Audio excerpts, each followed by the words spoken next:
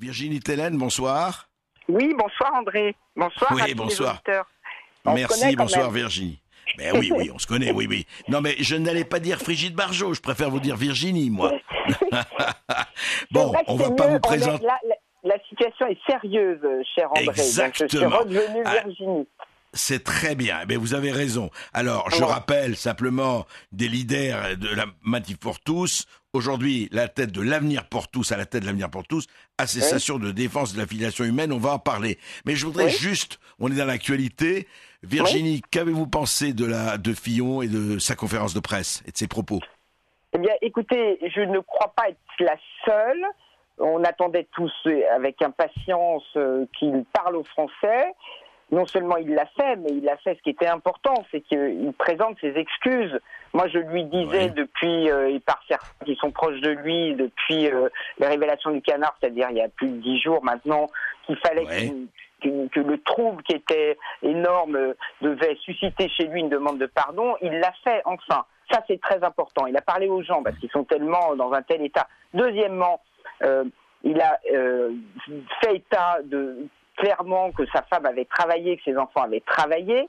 Il a fait œuvre de transparence et il a dit ce que nous-mêmes nous avons dit dans une pétition qui a circulé depuis vendredi, qui est déjà à 23 000 signataires aujourd'hui dans la tempête dans laquelle nous sommes, c'est pas mal, que effectivement une compagne, c'est une collaboratrice, et ça il l'a bien dit, et que même si elle a été rémunérée que de 87 ou 88 à 2013, elle était rentrée dans sa vie en 80 et qu'il a été élu en 81 et que depuis il a gravi toutes les marches. Donc voilà. Virginie, restez avec nous, on va se retrouver tout de suite parce que beaucoup de questions aussi à vous poser et avec le sénateur Houpert. Oui, on continue cette discussion dans quelques instants sur Sud Radio. Et vous, que pensez-vous de la nouvelle stratégie de campagne de François Fillon? A-t-il eu raison de contre-attaquer?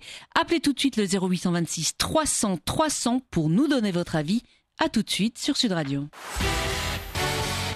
18h-19h. Moi, président, sur Sud Radio, André Berkoff. Ce soir, on parle de la contre-offensive lancée par François Fillon. Vous a-t-il convaincu? Appelez tout de suite le 0826 300 300 pour en débattre avec André Berkoff et Alain Houpert. Alors Virginie, juste pourquoi et j'espère, Virginie, pourquoi en fait, on peut se poser la question quand même, pourquoi François Fillon n'a pas fait ça dès le premier jour? Franchement, alors il dit il a dit, j'ai reçu un coup de poing dans l'estomac, j'étais sidéré, je suis resté une semaine comme si le ciel me tombait sur la tête, etc. Très bien, mais enfin, c'est un homme politique. Oui, mais attendez, il a 32 ans de métier, c'est un animal politique, c'est pas un perdreau de l'année. Mais justement, je pense qu'il n'est pas arrivé d'affaires avant, et que la première, c'est comme la première fois, une rupture amoureuse, ou une trahison, là qui vient de tous les médias en même temps, eh bien, oui, on est déstabilisé, on peut l'être à moins. D'autant que, cher André, et chers auditeurs, je vous dis aussi que cet homme a été porté tellement haut par la droite, finalement, à la primaire, que ça avait quand même nourri plus ou moins de rancune de ceux qui ont été évincés, parce que c'est quand même un jeu de massacre, les uns après les autres. Ah c'est clair, c'est la politique. Alain Juppé, oui, c'est la politique, mais là, faite par les électeurs, c'est quand même très nouveau. Et j'ai la modestie de penser que ça vient aussi depuis le temps où la droite s'est relevée dans la rue avec nos manifs de 2013, où effectivement il y a une espèce de, aujourd'hui il y a une façon d'agir des électeurs qui est on ne fait plus de cadeaux. Vous comprenez, on en a assez, et voilà. Ouais. Et donc finalement... Transparence, oui, au bon sens du terme. Et il est apparu donc comme le champion, mais c'est quand même de la politique, et comme disait l'invité à côté de vous qui parle du marigot par Alain ailleurs... Houpert. Voilà. Je pense qu'effectivement, les gens qui faisaient de la politique un peu entre eux, donc d'ailleurs avec ces lois parlementaires qui donnent beaucoup d'avantages, qui les laissent vivre dans un monde qui est de plus en plus déconnecté de la réalité de la vie des citoyens, des électeurs, qui sont vraiment dans des situations très difficiles économiquement, qui se retrouvent à dormir dans la rue de plus en plus, avec la pression migratoire, avec tous ces problèmes. Voilà. Eh bien, imaginez-vous que tout ça, à un moment, ils vous tombent dessus, les médias, de ce point de vue, alors que vous pensiez que vous teniez avec le suffrage universel, et puis cette probité, voilà. Et bien tout d'un coup, tout est renversé avec ces révélations qui, osons dire les choses, ont déstabilisé tout le monde, et en premier lieu son électorat. Donc c'est très compliqué. Donc voilà, le temps de trouver la bonne mesure, même si on lui a tous dit, enfin, il est remonté, et ils ont eu vraiment des retours très violents. Moi j'en témoigne parce qu'en ayant lancé la pétition de soutien, dès que j'ai vu qu'en fait Nicolas Sarkozy était derrière, puisque Rachida Dati, dès vendredi, a finalement dit non, il n'y a pas de plan B. Dès qu'on a dit il n'y a pas de plan B, ça a revigoré, si vous voulez, quand même, et ça a calmé les appétits des autres. Georges Fenech s'est fait remettre à sa place. Jean-Frédéric Poisson qui demandait Larcher a dit il n'est pas question. Juppé a redit ce matin il n'est pas question. Donc il n'y a vraiment pas de plan B. Donc le temps que tout ça se mette en place, certes nous déplorons que ça ait mis du temps, mais ça y est, aujourd'hui c'est fait à 16h. Et à 16h, il en a profité, et c'est ça qui est fort politiquement, je pense, de sa part. Je ne sais pas si le sénateur qui est avec vous est dans les mêmes dispositions, mais ce qui me semble important, c'est qu'il en a profité pour en faire un coup politique et de mettre en route sa campagne politique, puisque là, il est en comité, Virginie, de campagne. Oui. Pardon, c'est très bien. Non, c'est une vraie analyse. Effectivement, il a fait de cette faiblesse sa force, en tout cas sa nouvelle force. En bon judoka, je sais pas s'il pratique le judo, mais c'est pas mal. Maintenant, on va voir le reste parce que c'est vrai que des révélations.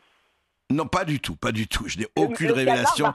Je joue pas au scoop. Ah ben c'est évident que d'autres vont ressortir beaucoup de choses, mais c'est pas le problème. Le problème, c'est que l'électorat a été effectivement très déstabilisé, vous le savez.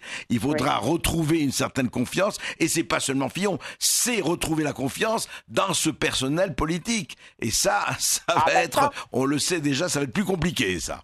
Cher André, si je puis me permettre, l'élection le dira. Et si effectivement la droite arrive, parce que ce que je peux dire aussi, ce qui me remonte beaucoup, puisque moi je suis quand même en contact depuis 2013 avec ce qui s'est passé, où j'étais quand même à la tête de ces manifs. Oui, de la manif pour tous. Oui, des manifs. Maintenant, la manif pour tous. Des manifs, oui, d'accord. C'est un parti politique qui a un message qui n'est pas forcément le nôtre aujourd'hui, mais bon voilà. Mais les grandes manifs qui représentaient à peu près 70% des Français et qui étaient massives, parce qu'on disait nous sommes tous nés d'un homme et d'une femme, nous défendions la filiation humaine avec les tendances diverses, homosexuelles ou pas des gens. Et variées, absolument, et puis la diversité aussi culturelle, religieuse, etc. Eh bien, c'était beaucoup de monde, donc je suis en contact. Les gens Virginie, on va voir si tout ce monde-là reste encore uni derrière François Fillon. On va en parler. Restez avec nous. Juste, je voudrais réinterroger Alain Houpert. Vous voyez, Alain Houpert, quand même, il y a en fait quelque chose qui est en train d'essayer, en tout cas, de se reformer autour de François Fillon. Mais moi, je voudrais vous parler, en fait, vous êtes sénateur, vous êtes vous êtes les Républicains, vous avez des années de vie politique derrière vous, vous en aurez encore autant, et j'espère au moins autant, devant. Le problème, il est, au fond, comment relier, c'est pas que l'affaire Fillon, évidemment, qui l'a brisé, mais comment relier quelque chose qui n'est peut-être pas brisé, mais qui est vraiment très effiloché, ce lien entre les politiques, les représentants et le peuple. Et j'inclurai les médias dedans, parce qu'on sait qu'aussi les médias ont aussi des problèmes. Mais parlons des représentants et du peuple et des électeurs. C'est important, parce que le malaise en France, il est lié face à ce fossé qui s'est créé entre le citoyen et l'élu. Vous savez, moi, je n'ai pas été choisi par mes électeurs pour devenir la courroie de transmission du parti, le porte-voix de ma famille politique et des directives parisiennes. J'ai toujours été un homme de franchise, et c'est pour ça qu'on était quelques-uns à dire à notre candidat que, puisque le futur judiciaire était incertain, de proposer un programme alternatif. Et je dis et je redis que le futur judiciaire est toujours incertain, malgré ce qui a été dit. Donc nous disons, il n'y a plus de statu quo maintenant. L'épée de Damoclès est là. L'épée de Damoclès est là. Il n'y a plus de statu quo, mais il y a toujours une épée de Damoclès, donc il faut qu'on soit rassemblés. Mais il faut être sur ses gardes, parce que le futur est trouble, et rassembler, ça veut dire que, nous, parlementaires militants, on doit être à côté, derrière le candidat, et aussi le candidat doit rassembler. Absolument. C'est des deux côtés. Toutes les partis, les sarkozystes, les juppéistes, les leméristes, tous. Ne pas laisser quelqu'un de côté. C'est très important. Ouais, on va le voir dans les prochains jours. Denis Jambard, bonsoir. Bonsoir André Berkoff. Bonsoir Denis. Merci d'être avec nous. Denis, journaliste, écrivain, on ne vous le présente plus, chroniqueur politique. Le journaliste que vous êtes, l'observateur que vous êtes, comment a-t-il jugé, justement, vous avez écouté, comment a-t-il jugé cette conférence de presse de Fillon? Est-ce que vraiment il a réussi à faire de sa faiblesse, enfin du Penelope Gate, une nouvelle force pour reprendre le combat? Ou c'est encore, comme disait Alain Houpert, on est dans l'épée de Damoclès, on est dans l'incertitude, le statu quo est fini, rien n'est terminé. Écoutez, dans toute campagne présidentielle, et rien n'est jamais terminé avant la fin de l'histoire. Donc, je ne sais pas comment vont évoluer les choses dans les jours prochains, s'il y a d'autres révélations à venir ou pas, je n'en sais rien. Simplement, il m'a semblé, en revanche, que François Fillon avait retrouvé son personnage de la primaire, de la campagne des primaires. C'est-à-dire une forme d'autorité, d'homme qui a une dimension malgré tout présidentielle, une véritable assurance et une argumentation relativement solide. Alors est-ce qu'elle va voler en éclats? Je ne peux pas vous le dire, mais il a retrouvé le fil de sa campagne de la primaire. Ça me paraît certain. Et surtout, du coup, cette autorité retrouvée, après avoir confessé, avoué qu'il avait tremblé sur ses bases pendant une semaine, pris ce coup à l'estomac, comme il l'a dit. Il a retrouvé sa stature d'autorité, de chef de sa famille politique, et il me semble que le premier point qu'il a dû marquer, c'est de remettre de l'ordre dans son camp, c'est-à-dire de mettre un terme aux spéculations qui couraient depuis une dizaine de jours sur il va lâcher prise. Et encore, j'ai entendu beaucoup d'analyses pendant le week-end sur il en a encore pour 24 heures, pour 3 jours, etc.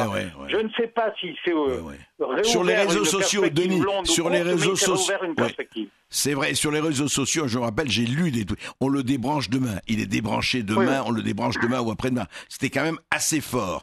Donc, ce que vous dites, Denis Jambard, c'est vrai, c'est sa capacité qui va beaucoup jouer à comment il va rassembler, c'est ce que disait le sénateur Alain Houpert aussi, il faut qu'il n'oublie personne. Comment va-t-il rassembler sa famille politique et va-t-il arriver à la rassembler? Parce que vous avez entendu le chant des sirènes de Macron, vous avez entendu de l'autre côté, enfin les sirènes se sont un peu multipliées ces derniers jours. Une fois encore, je pense que, mais ça c'est la démocratie d'opinion qui est à l'œuvre avant que fonctionne la démocratie électorale, eh bien une fois encore, je pense que les sondages seront les arbitres de la suite. Si l'hémorragie est stoppée, si dans le sondage dans 3 jours, c'est-à-dire quand il y aura de véritables effets, une accumulation dans le rolling que présente d'ailleurs IFOP, que présente Sud Radio, si dans ce sondage, dans 3 jours, il ne perd plus de terrain, voire s'il en gagne, vous verrez que les troupes vont de nouveau se retrouver derrière lui. Parce que je pense que les parlementaires, eux, ils songent à sauver leur peau. Et la question aussi qu'il aurait posée, c'est est-ce qu'il y a vraiment un plan B? Est-ce qu'aujourd'hui, ce plan B, comme l'a dit Fillon, c'est pas le plan Bérésina? Est-ce qu'on peut changer de cheval en cours de route comme ça? Ça n'est pas évident. Est-ce qu'il y a quelqu'un qui s'impose dans ce camp de manière absolue? Donc, je crois qu'il joue aussi sur les peurs des parlementaires de se retrouver aussi dans le vide. C'est vrai, sincèrement, c'est l'opinion qui va arbitrer. Oui, non, l'opinion va arbitrer, mais attention, vous le savez, et il l'a dit lui-même, François Fillon, de ce point de vue, je le rejoins, attention aux sondages, attention aux caprices des sondages, vous le savez au moins aussi bien que moi, Denis Jambard, et à quel point il y a eu quelques sondages qui nous donnaient des triomphes chez Balladur, des triomphes chez Alain Juppé et autres, et on a vu ce qu'il en était. Je suis complètement d'accord avec ça. Mais les sondages qui peuvent se tromper très longtemps en l'avance, à un moment donné, vous avez eu une période de cristallisation électorale. C'est vrai. Là, elle n'a pas vraiment commencé parce que il y avait l'incertitude sur Fillon, et puis il y a encore des incertitudes. Que va faire Bayrou? Va-t-il se présenter? Maintenant, il a la réponse à la question qu'il se posait. Maintenant, Bayrou qui disait j'attends de voir, il a condamné très fermement, il a planté définitivement le poignard qui le sépare de François Fillon. Tout devrait le conduire à la candidature. Donc je pense qu'à partir de la mi-février, quand François Bayrou sera candidat, parce que je ne vois pas comment il ne pourrait pas l'être maintenant après ce qu'il a dit sur François Fillon. Et ses propos étaient tellement radicaux que je pense qu'il ne peut pas être rassuré par ce qui a été dit aujourd'hui.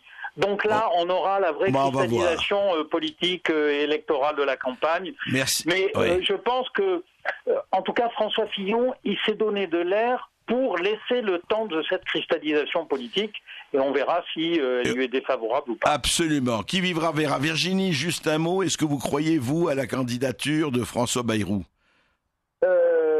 Je n'en sais rien du tout. Très honnêtement, je m'en fiche complètement. Voilà. Non, moi, ce qui m'importe, écoutez-moi, c'est la candidature de François, mais François Fillon.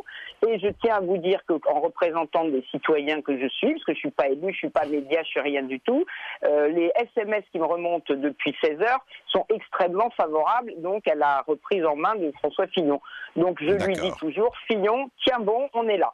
Voilà. Très bien, très bien. Moi, j'aime bien cette... Et vous portez sur le front, nous partîmes 500 et nous portez sur le front une malassurance, comme disent les grands classiques. Il était en train de s'effondrer, on le débranchait, vous allez voir qu'il est branché jusqu'à l'Élysée. Mais vous savez très bien qu'aucun politique ne meurt tant que son encéphale n'est pas plat. C'est clair, absolument. Il n'y a pas de mort politique sans la mort physique.